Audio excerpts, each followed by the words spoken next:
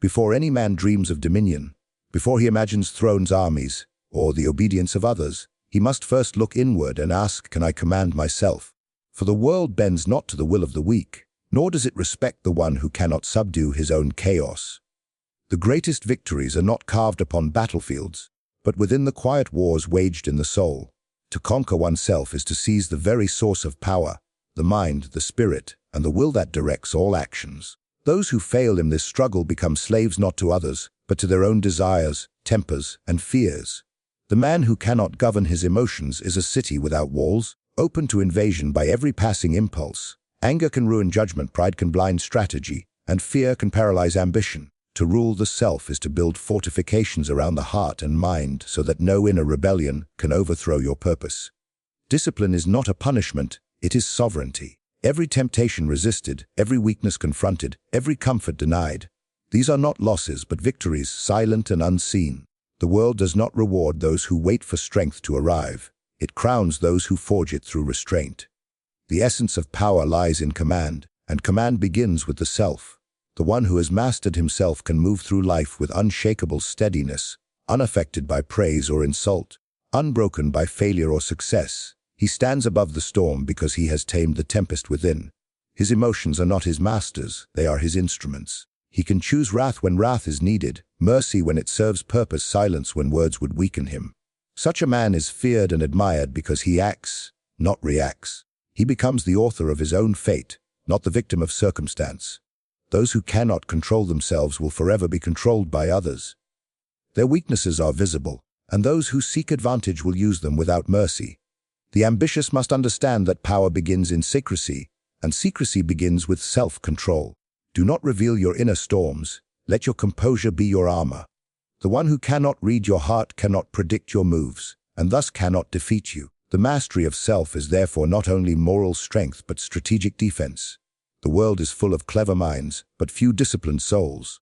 And cleverness without control is like a sword in the hand of a child, dangerous to all, especially to its bearer. Self-mastery also demands that one learns to command thought itself.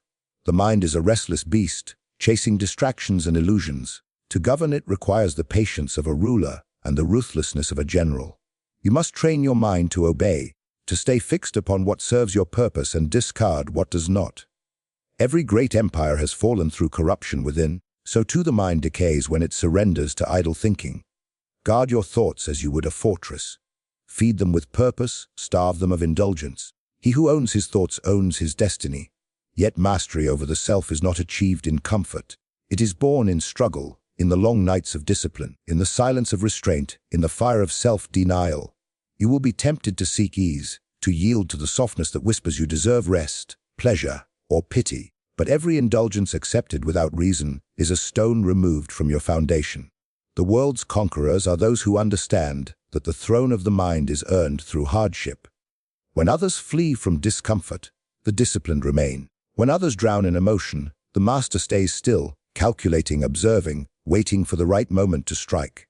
To rule yourself is not to erase emotion, but to harness it. Anger can drive ambition, fear can sharpen vigilance, pride can fuel greatness, if they are bound by will. But if they rule unchecked, they destroy as surely as fire without walls. The wise man does not kill the fire, he builds the hearth. He gives emotion its place and its purpose, but never the power to rule. Such control does not make a man cold, it makes him effective. Mastery of the self also means understanding one's nature, the shadows as well as the light. Know your vices as well as your virtues, for only what is known can be controlled. A man ignorant of his own weakness is like a commander who marches blind into battle. Knowledge of self grants the power to anticipate failure, to defend against temptation, and to exploit one's own strengths with precision. To understand yourself is to hold the key to your own command. He who conquers himself no longer seeks validation from others. His sense of worth is forged within, unshaken by the applause or contempt of the crowd. The opinions of others are winds against the mountain. They cannot move what stands rooted in self-rule. Such a man becomes untouchable, his focus absolute, his intent unbroken. The world senses his certainty and bows before it. Therefore, before you seek to rule men, to amass wealth, or to leave your mark upon history, look inward. The battle is already waiting there, silent but relentless. Every day is a contest between the sovereign within you and the rebel that whispers of ease and indulgence. Win that war, and no other will seem impossible. Fail in it, and all other victories will crumble into dust. Discipline is not merely the habit of order. It is the sword by which the will cuts through chaos. It separates the ruler from the ruled, the conqueror from the conquered. Many men dream of power, but few are willing to bear the weight of its demands. The strong are not those born with advantage, but those who forge their own strength in the furnace of restraint. Discipline is the silent law that governs all triumphs. Without it, ambition burns itself out in impatience. With it, ambition becomes a steady fire that endures until victory. To command others, one must first prove the capacity to command oneself. Discipline begins where desire ends. It is the choice to act not according to feeling, but according to necessity. A man of discipline does not wait for motivation, he creates it. He does not seek comfort, he seeks control. While the undisciplined move as the wind blows, the disciplined move as the plan dictates. They rise when others rest, they act when others hesitate, and they persist when others surrender. The disciplined man understands that freedom without structure is a form of slavery. Slavery to impulse, to laziness, to weakness. There is no greatness without consistency, and there is no consistency without discipline. The world is filled with fleeting brilliance, men who shine for a moment and vanish into mediocrity. But the disciplined endure. They build their empires one stone at a time, unshaken by boredom, unaffected by hardship. They do not measure progress by excitement, but by execution. In the stillness of repetition, they sharpen their skills, refine their purpose, and cultivate patience. The dull tasks that others abandon become the proving ground of their superiority. For in the repetition of effort lies mastery, and mastery is the language of kings. Discipline is also the art of silence, the refusal to reveal every thought, every plan, every doubt. It is the restraint of the tongue, the control of the expression, the concealment of the inner storm. Those who lack discipline speak before they think, react before they reflect, expose their weaknesses to those who would use them. The disciplined, however, reveal nothing. Their calmness disorients enemies, their patience exhausts rivals. Their composure is a weapon sharper than steel, for it denies opponents the power of prediction. He who masters discipline becomes unpredictable and therefore unconquerable. Discipline demands sacrifice. It asks that one abandon the luxury of excuses and the comfort of indulgence. To live by discipline is to live by necessity, not preference. It is to choose the harder path, not because it pleases, but because it strengthens. Each time a man refuses temptation, he grows more dangerous to mediocrity. Each act of restraint adds to his authority. The undisciplined believe that pleasure is the reward of life. The disciplined understand that pleasure is the test of it. For pleasure reveals what you value most, and what you value determines whether you rise or fall. There is power in consistency, for the world belongs not to the clever, but to the constant. Discipline makes time its ally. The disciplined man understands that progress is not a burst of brilliance, but the slow conquest of days. He learns to use patience as a weapon, persistence as armor. Each day obeyed strengthens the next. While others are distracted by emotion, he remains loyal to the plan. He does not measure success by applause, but by alignment with his purpose. Such devotion creates an inevitability, a momentum that no obstacle can arrest. What begins as effort becomes instinct, and what was once duty becomes nature. The greatest deception of the weak is the belief that discipline limits freedom. In truth, discipline is the only path to mastery. It transforms chaos into structure, and structure into control. The man who cannot discipline his time will be ruled by the demands of others. The man who cannot discipline his desires will be ruled by his appetites. True power is the ability to choose your response in every circumstance. Discipline is that power, the command over impulse, the pause before reaction, the mind that governs the body. When you possess it, no situation can enslave you, for you carry order within yourself. Discipline also sharpens perception. It allows one to see through the illusions of ease, the false promises of comfort, the traps of distraction. The undisciplined chase satisfaction, the disciplined chase success. Where others see obstacles, the disciplined see tests. Every difficulty becomes an opportunity to prove endurance, to refine will. Pain becomes an instructor, not an enemy. To live without discipline is to live at the mercy of circumstance. To live with it is to turn every circumstance into an instrument of advancement. In the quiet hours of self-control, discipline forges character.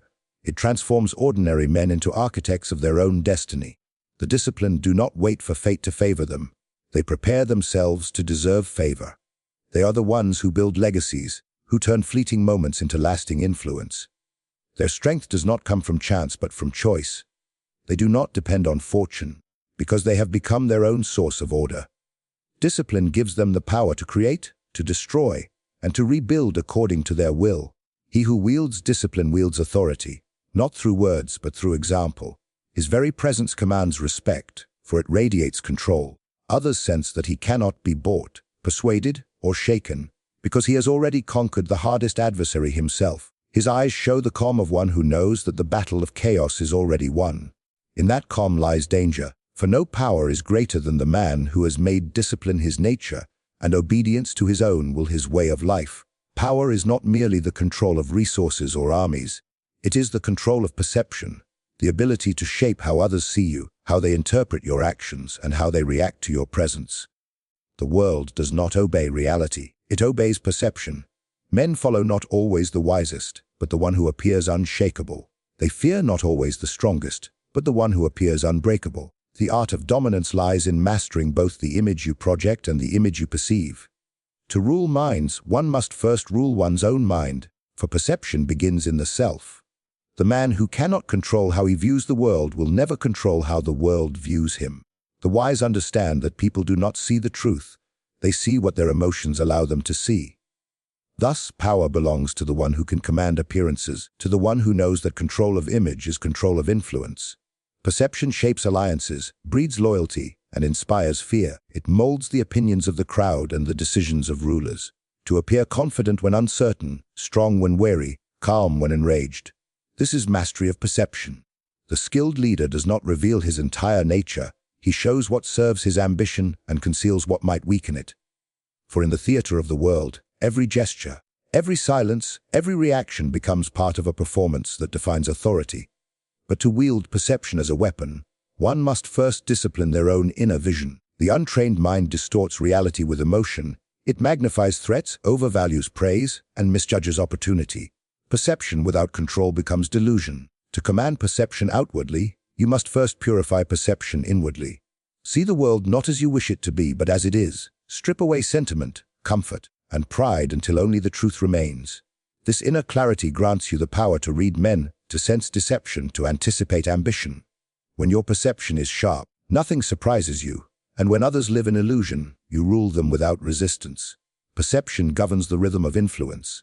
A single gesture can shift loyalties. A single expression can command respect or invite challenge. To master perception is to speak without words. The one who understands this does not waste effort convincing. He demonstrates. He lets composure do what argument cannot. Men trust the one who seems certain, even if that certainty is an illusion. Therefore, control the theater of your presence. Every movement, every tone, every silence must serve your design. Let your face reveal patience, even when impatience claws at your mind. Let your voice hold calm authority, even when anger burns beneath it. The moment you show your true emotion, you give others the key to your control. Yet perception is not deceit, it is strategy. It is not the denial of truth, but the use of it. Appearances are not lies when they serve purpose. They are instruments of order. To understand this is to understand that men act not on truth, but on what they believe to be true.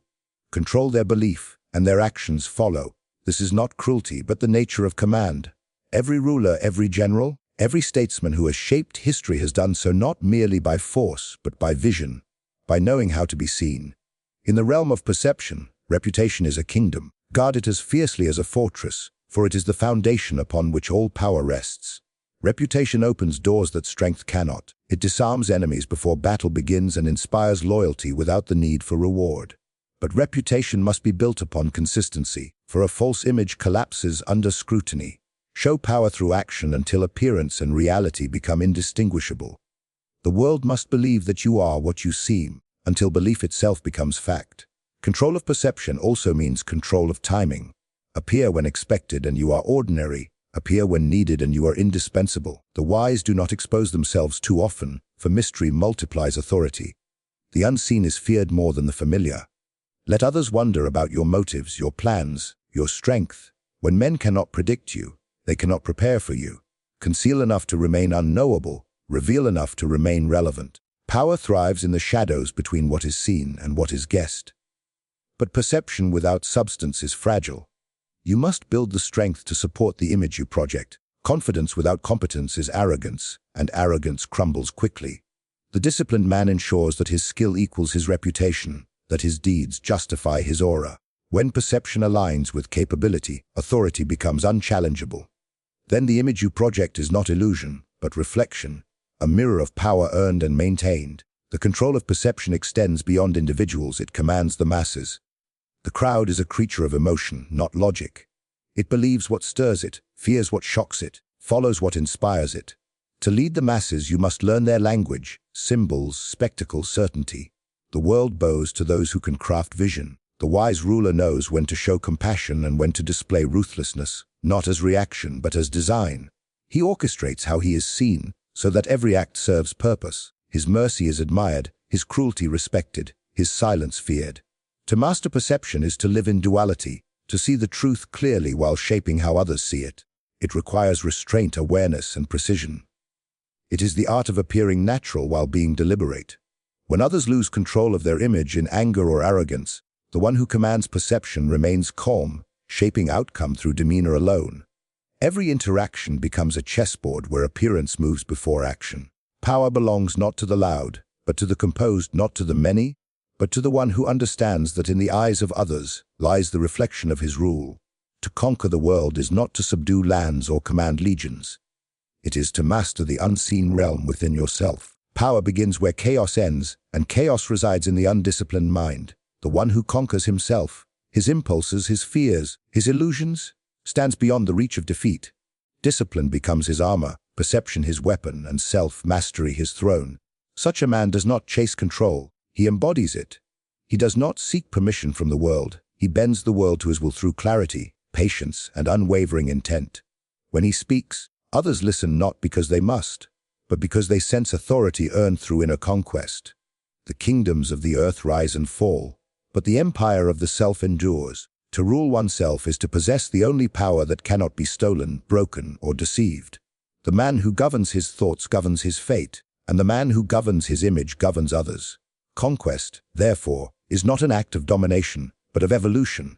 The transformation of weakness into strength, of chaos into command. Only the one who has mastered himself is fit to rule, for he alone stands unshaken when empires tremble. The world bows not to those who crave power, but to those who have become it.